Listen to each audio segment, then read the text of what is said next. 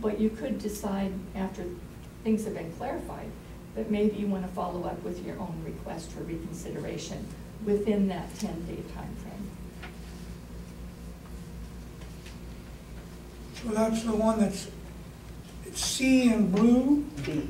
B in blue. B in blue. And also the red where it struck out a couple of opportunities. And also C where it says, a request for clarification will be based on the existing record and will not allow for introduction of new evidence. But, you know, it might provide an opportunity for reconsideration of a decision, right, or a request for reconsideration of a decision if the hearing examiner would clarify something on day 2 of that 10-day time frame, and you think that helps you to understand that this warrants a request for reconsideration. So I'm hoping that it's just confusing terminology, but I think that what you're proposing would be allowed. I think so too, but I think it makes you think it isn't, you know, the way it was That worded. wasn't intentional. Yeah, I know. No, I know.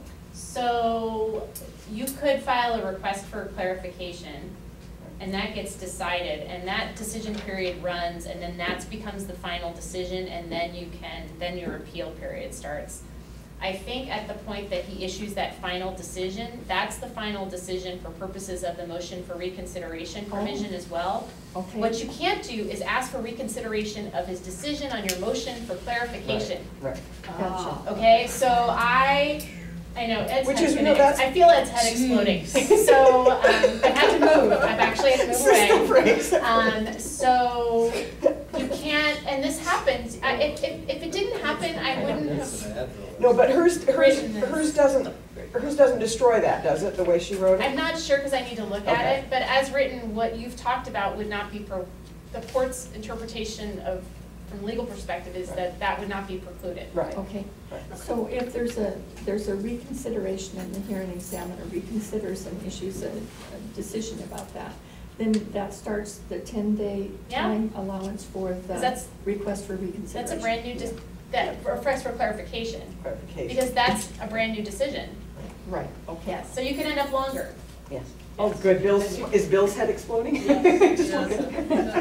I think so. I think it's okay. If that's your His concern. pupils are dilated, we lost it. On page 2, on the motion for reconsideration, I understand that a party on a motion for reconsideration might want to issue a response to the motion, but in that instance, I believe that there should also be an opportunity for a reply to the response, which is, in my limited experience, has been standard court procedure that if a motion is filed, there's a response and an opportunity for a reply. And so this just addresses that. Yes, and I was trying, and I intentionally did not put that in because of the nature of these motions, and in an effort to keep the process at a 10-day limit. It's not practical, I don't think, for folks to generate responses and replies in a less than, you have to have a certain amount of time to review and respond to those things. And so my recommendation would not be adding a reply to this sequence of motions, only to keep you on the timeline. If you would like to add a reply, that is a policy choice you can make, but I'd recommend then that we carry the days out further, the total time period, to allow for that response and reply cycle.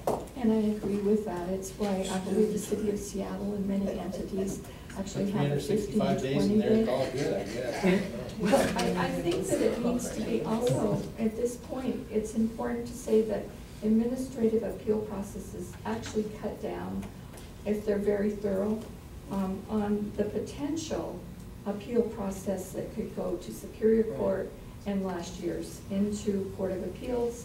If it's very thorough at this level, and everybody has an opportunity to speak their piece, it actually shortens the process. Yeah. And I think the hope of everyone would be that it stops at the administrative level, that issues are resolved. So I would be in favor of a response period, a reply period, which would be beneficial to the appellants, and then also an extension of the motion for reconsideration, as Heather said, to give either from 10 to 15 or 20 to give the hearing examiner a time to digest all of that. And that's what Seattle does, didn't you say? Seattle's is 20 days, I believe it's Seattle, I've seen extended periods. Or you could change the response and reply days to 3 and 3. But I don't think, you know, if there's a, It's not practical if you Yeah. ever don't wanna count, because then you have to expressly, you gotta consider weekends and timing, and there's always, all kinds of ways that folks on both sides can game that timing system, which wouldn't be fair to either party. Yeah. Seattle includes it. These provisions were taken from local jurisdictions here in Thurston County that don't provide for a reply. So I didn't, they were, frankly, I took Olympia's for the most part, as I recall, and then imported some language from Thurston County, so it's a hybrid. They don't provide for a reply. It's really a policy decision you need to make if you'd like it included, and then direction to Alex and me about how many more days you want to add. What, I mean, I just want to say it really is, it's very important that we get this right, because appellants, first of all, citizen appellants are trying desperately to keep up with attorneys, and it all takes time, and it's tough. And if you can, as Jan was saying, resolve this early on, then you don't spend thousands of the court's money or our money going on to, you know, to Superior Court, which gets very expensive for you folks and any citizen. So I know it's a pain in the rear, and I know, I'm sure Bill's blood pressure's mounting even as we speak, as we talk about another 5 days, what? But it really is important, and it does, as she said, shave time off in the long run, because then you end up in litigation, and you all know what that can be. That can be 3-4 years before it's resolved, and that's just a pain for everybody, so. I would- also think that we're very close to agreement. You know, I understand a lot of the points that Heather's made, Yeah, and can see that they make a lot of sense. Yeah. I think we're very close to agreeing, and. I'm not the decider, I'm just the I know, recommender. I know. Claudia? So my question is, what evidence do you have that having a reply period in the Port of Seattle's process, which is a much, much larger court, City of Seattle. has actually reduced its appearance in court? I have a really good example of that, actually. Well, I asked for evidence, not just she's an got a anecdotal video. I'll example. give you evidence. Jan said it was City of Seattle, not Port of Seattle. Yeah, but there's a local example that's even better, which was that there was new evidence that 2,000 pages of documents that were withheld in the Weyerhaeuser issue by the Port of Olympia for 2 years until the last hearing of the last appeal of Weyerhaeuser in the city of Olympia went before Tom DeOrgan, who's currently a Court of Appeals judge. And after the last hearing and after the decision, the Port of Olympia released 2,000 pages of records. Yeah, I'm very In those familiar with records- that case, but I don't think it supports the proposition that having a reply period reduces litigation. That's the evidence I'm looking Well, for. it did, because there was a response by the Weyerhaeuser attorneys, and there was a reply on behalf of citizens.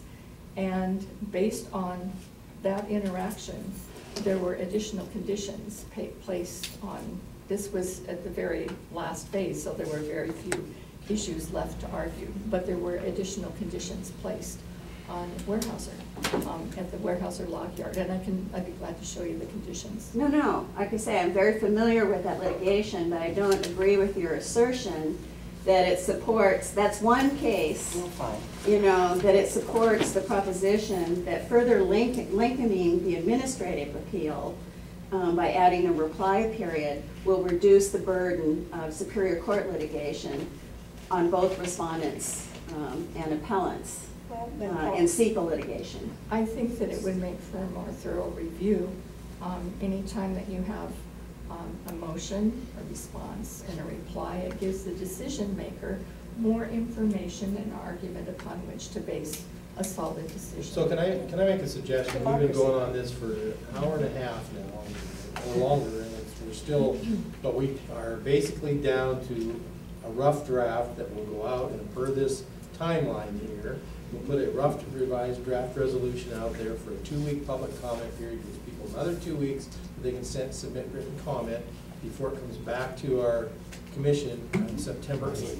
And I think we need to move along, because I do want to get home tonight, I was planning to leave town by 5, and I may not make that, but that's fine. I don't have a plane to catch, but I've advised us to move on to the next item on our agenda.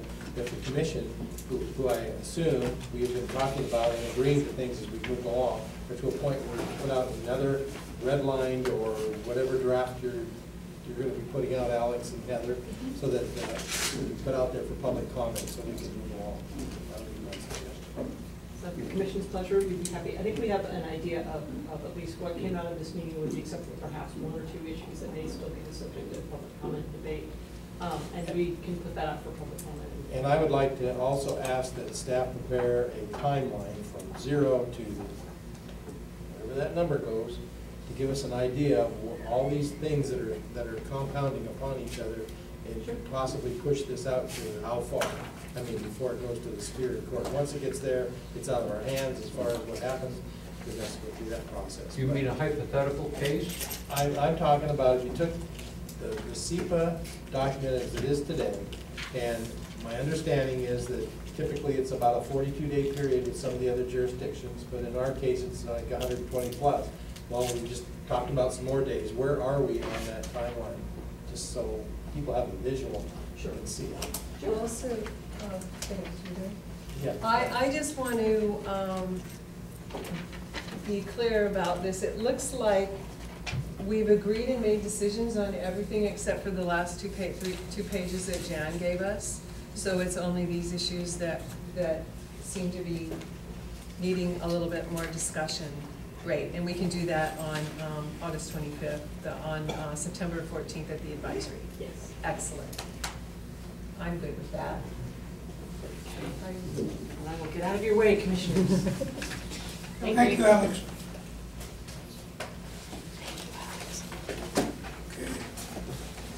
I'm sorry, you still have to talk to me.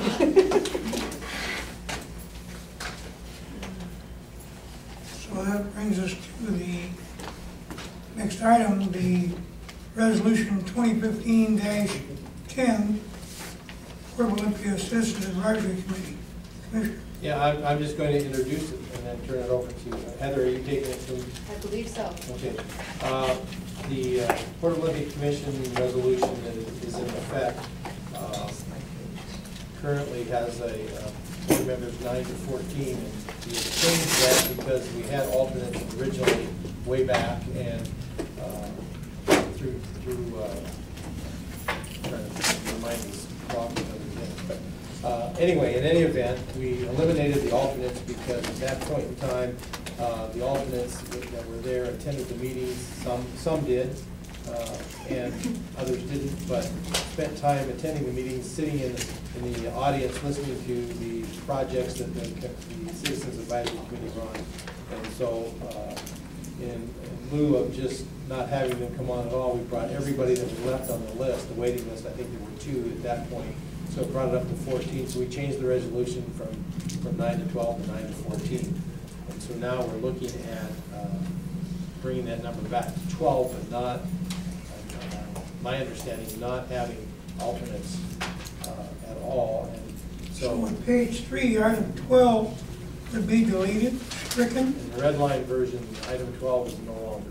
Yes, so, So anyway, so I'm going to turn it over to you, because I think you've got a couple of slides. right, so just to kind of come back, there was a request by the chair of the POCAC to address the issue of the number of members and the reduction in the number of members.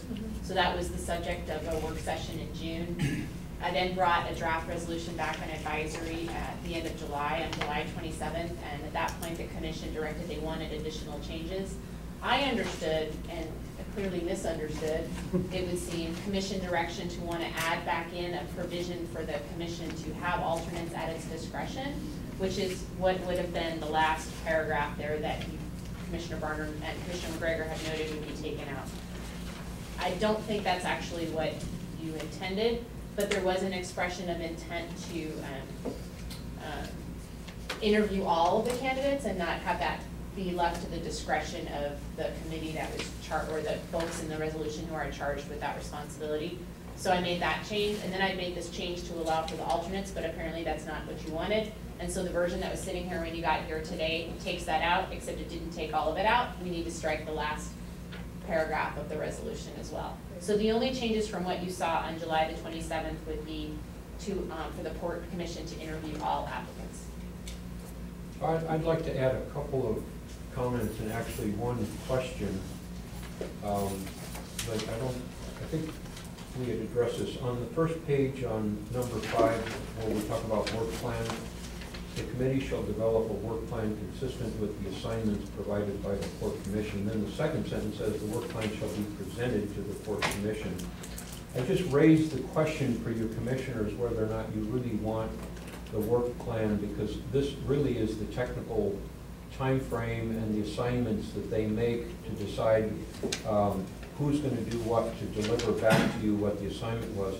This goes back a little bit to the question that we fully eliminated, which said the commission approved the work plan.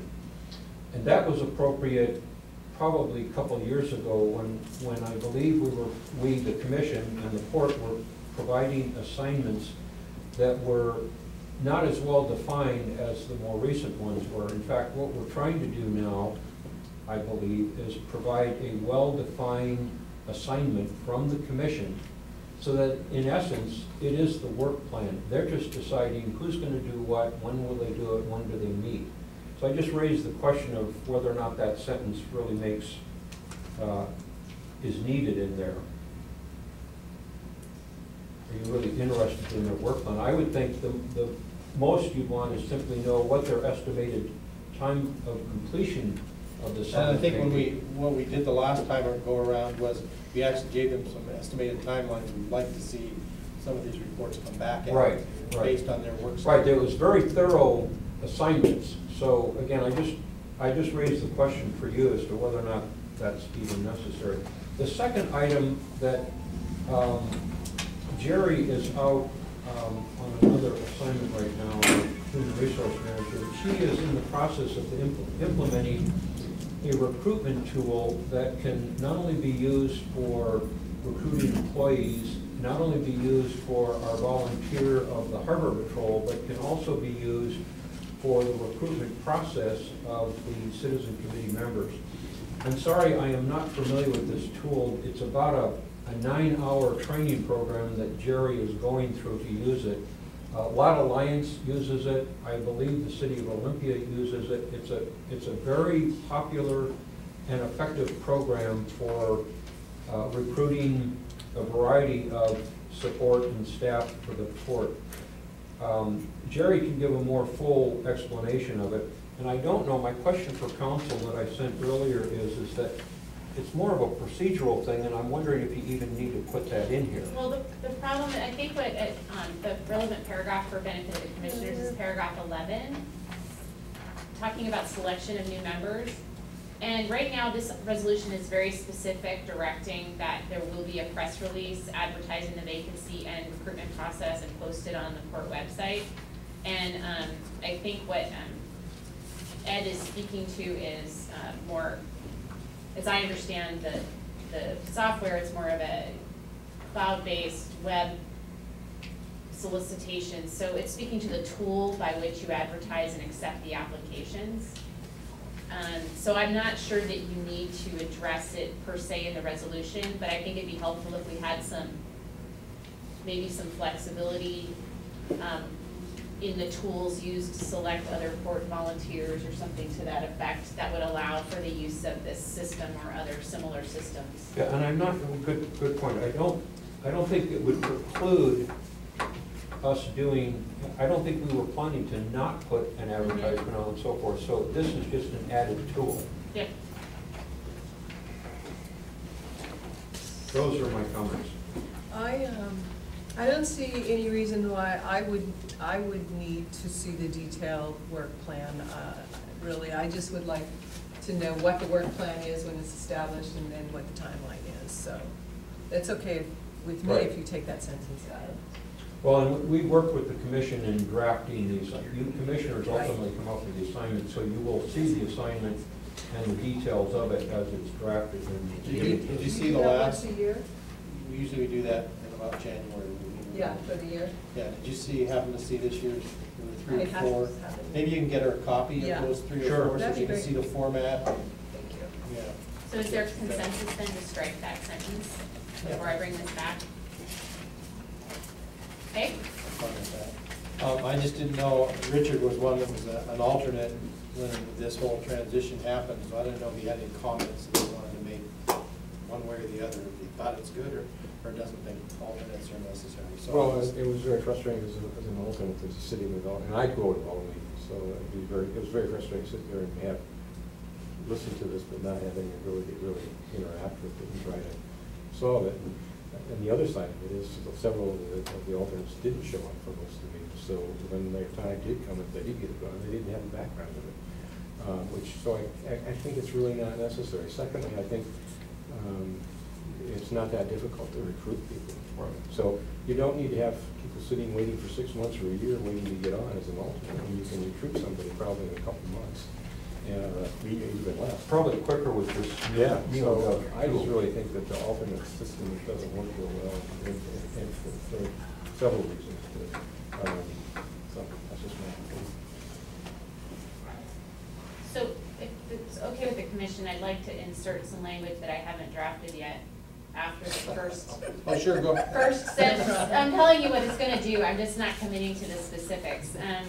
After the first sentence in 11, just to clarify that the court can use available tools for the purposes of facilitating recruitment, so that it's not limited to, or could be construed to be limited to only that advertising process, if that's okay. And then I'm gonna delete all the last paragraph prior to adopted by. Is that everything? Including the part that isn't redlined, deleted. That's correct. Yeah, the whole thing. Yeah. That's right. You actually got a second copy. I know, but it still Okay. showed up for some reason, it didn't zap out, But like, I think she's looking at the one. in the I am, packet. I'm looking at the Okay. easy one. so that's, Thank you. I think I have enough on that unless the commission has So further the timeline on direction. this will be bringing it up on September, that first meeting in September? Yes, for advisory and then action on the following meeting. The other big issue that we talked about the POCAP was the staggering of terms. Right. Because we had a big influx of like 4 or 5 people at one time, and they're all going to leave at one time, which makes continuity a little bit. I think in this, it talks So about the- I that in didn't- here, That's allowed and it for. allows Okay, us the great. flexibility to establish the Great. So terms. this red line provides changes since 727, and Okay. 727 included those staggered terms. Well, how would it, we wouldn't be appointing someone for 1 or 2 years if, in order to try and not have everybody leaving at once, how would we structure that to give the balance so that we have a 3-year term and we give somebody a 2-year term and then extend their other term by another year? So the way we changed the language that we brought to you before was if 4 or more members of the POCAC's terms will expire simultaneously, then you, the commissioner, have discretion to establish a different schedule for appointments or reappointments to prevent simultaneous expirations. So at the point that that becomes a problem, you can then decide, using your discretion, how you want to manage the new appointments and remaining appointments, and then you can appoint people to less than a 3-year term to manage the terming off. The last sentence in item 10 Yeah. addresses that. Kind of like an appointed commissioner. It's a good analogy, less statutory than that. So, Kind of like that. I gotcha. so I also have the last agenda item, or I think is the last agenda item, which is the public comment procedures. And what I'd like to propose for the commission is there's been some public feedback through today. There's been some additional public input that has routed its way through the court to me. I'd like to propose 2 things. First of all, I'd like to bring forward a revision to your rules resolution that only changes the location of your meetings from Tumwater to here, so that I can get that corrected. I had rolled that into the public comment guidelines. So I'd like to bring forward a resolution at the next regular meeting to just have, just as action other, and just have you change the location of the meetings as a first step. And then with the commission's consent, I'd like to massage some of the provisions in the draft a little bit more. in response to some of the public comments and the feedback that we've received. And then I've been asked some legal questions I'd like some time to think about regarding limitations and you know, constitutional law and other large topics. And so I'd like the opportunity to consider those and be able to respond to the court commission on those. So if it's okay with you, I'd like to bring that back at a future meeting. Future work session. It needs a work session, I think, So can we put it on the next work session? if that's the commission's pleasure. Yes, May I give you my thoughts rather than wait for a month to give it, I mean, do you want to hear what I was thinking? May I, go ahead? I think I'd like to just put this on the record, That'd be so to great. speak, before the board. This is a draft, it's not approved. This code of conduct sounds like a reaction to the horrible siege the country's been subjected to. I understand why they need to be very strict. They've had alarming threats. I think this is an overreaction in terms of the conduct and criticism the Port of Olympia has faced. Our critics come armed with signs and posters, and they dress symbolically, as for instance, Gandhi or the Grim Reaper. It may seem over the top to some, but these are expressions of politics that aren't grounded in threatening imagery. I'd very much like to see the nasty rhetoric toned down. I don't think we should have to put up with hate speak. Impassioned, loud responses, heartfelt frustration and anger are acceptable and understandable to me. If it starts to go too far, the chair can caution a speaker and ask them to dial it back a bit. That's what I just wanted to say before you can think about that, and we can talk about that at the next discussion. Thank you. Yep. Thank you.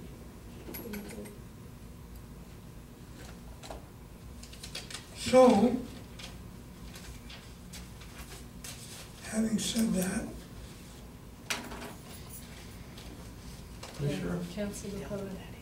Commissioner, I realize this was a long meeting. Do you want to take just 2 minutes and report to your fellow commissioners our meeting this morning? oh, thank you. I was thinking about Mr. Galligan and I, along with Jenny Foglio-Jones, went to the Nisqually Tribe new center, the new tribal center, and met with the planning committee of the Nisqually Tribe, who are working on the canoe journey event. And they had about, I think, 15 or so members there. Probably 20 or so. Maybe more like 20. And there was 3 council members there as well. Willie Frank III, Ryan McLeod, Farron McLeod, and the executive, Micah. CEO. CEO, yeah, Micah, and Mr. Simmons. So there was a large gathering. And I really think that it went very well. Jenny had information that she had on a PowerPoint, finally got up on the board and got working. And I think they were fairly impressed to see how far we went as Mr. Galligan spoke to the group. I made some opening remarks, and then he spoke about the role that City of Olympia played in the hosting of that event, and the fact we now have the Harbor Patrol as an extra resource to bring to the table. And we had all the different 400 plus citizen volunteers who came forward and got involved in all the aspects and the kinds of resources that we needed to have on hand like the small school buses, the golf carts, and the ability to bring big raises for the elders to be down in front and to transport them around the area. I got the impression they were positively impressed with the presentation that we met, that they heard. They told us they met with the Squaxin tribe last week and got the blessing of the Squaxin tribe to use the waters of Lower Butt Inlet. So that is no longer a problem for any of us. And so we will now be looking forward to scheduling another get-together. Well, and I think it's important, Commissioner, a good report, to note that, one, Jenny, again, compliments to Jenny, she did an outstanding job in presenting and the overview, and we certainly, Commissioner Barner's remarks and ours told them we'd be honored to host the landing here as we did for the Squaxin tribe. I just think it's important to note that they have not made a decision yet.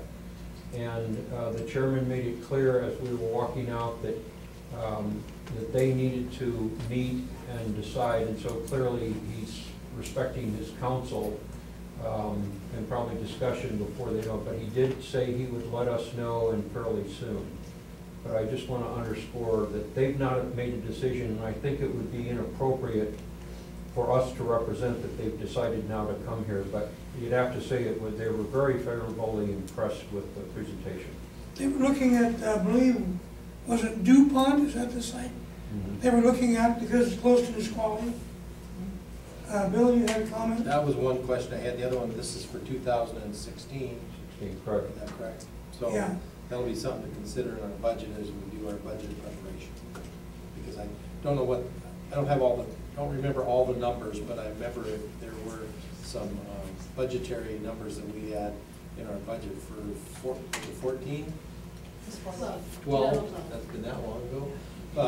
In 12, and so we need to have that discussion too, as we move our budget. There was, I think, roughly in the ballpark of $55,000+ of staff and in kind that the staff gave of their own efforts, and we had also the cost of the. There was two numbers of 14,000 that was. Yeah, I did a re-estimate based on what we did in 2012 to what I projected the cost of staff time and all of that would be in 2016. So I do have those numbers that I can give to you.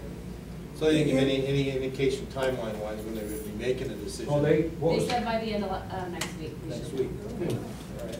I want to mention too that this is an opportunity, I think, an opportunity for heightened visibility.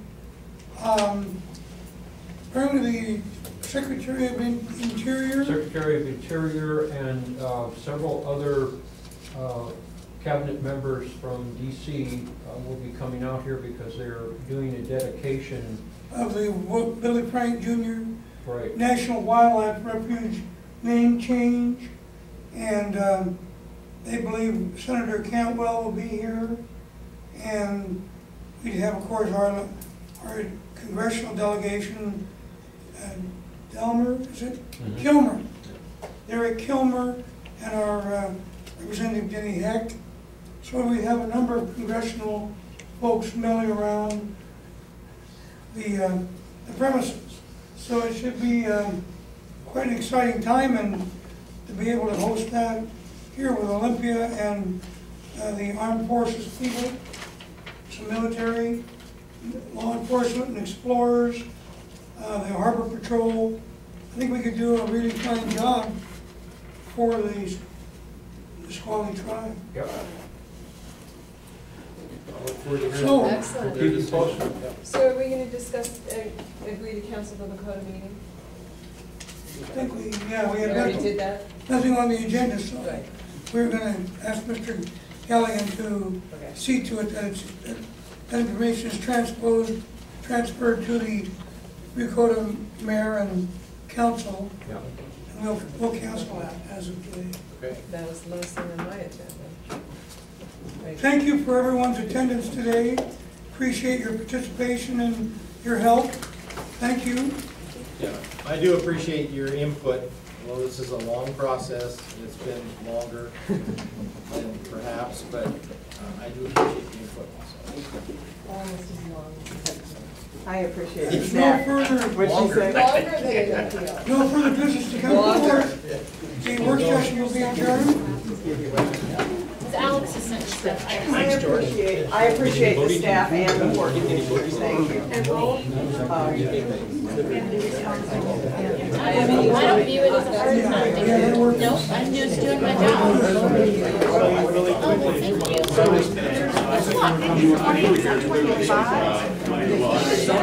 you. We're all going all sorts of directions. My wife's coming in and